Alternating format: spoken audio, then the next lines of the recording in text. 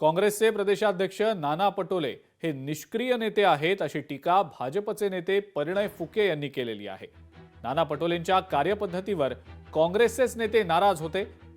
पटोलेंवर टीका केल्यानं बंटी शेळकेंना नोटीस दिली। काँग्रेसमध्ये नेत्यांना बोलण्याचा अधिकारच नाही की काय असं वाटतंय, अशी टीका परिणय फुके यांनी केलेली आहे। नाना पटोले निष्क्रिय आहेत हे काँग्रेसचे अनेक नेते अनेक वर्षापासून आरोप लावत होते। ते 5 वर्ष ते ज्यावेळेसपासून प्रदेशाध्यक्ष झाले त्यावेळेसपासून त्यांची जी कार्यपद्धती आहे, त्यांची जी वागणूक आहे, त्यांची जी बाकी सगळं काम करण्याची जी पद्धत आहे, त्याच्यावर तसंही काँग्रेस पक्षातील सर्व नेते नाराज होते आणि त्यावेळेसपासून सगळ्यांनी ते बोलून दाखवलं।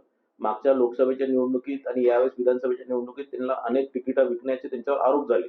जे नाना पटोले वारंवार सांगतात की भारतीय जनता पार्टी लोकशाहीच्या विरोधात आहे किंवा दडपशाही करतात, तर आज नाना पटोले त्याच प्रकारे वागणूक आपल्या कार्यकर्त्यांना, आपल्या नेत्यांना त्यांच्या पक्षात देत आहे। लोकशाही मराठी ऐका, पहा, जागरूक रहा।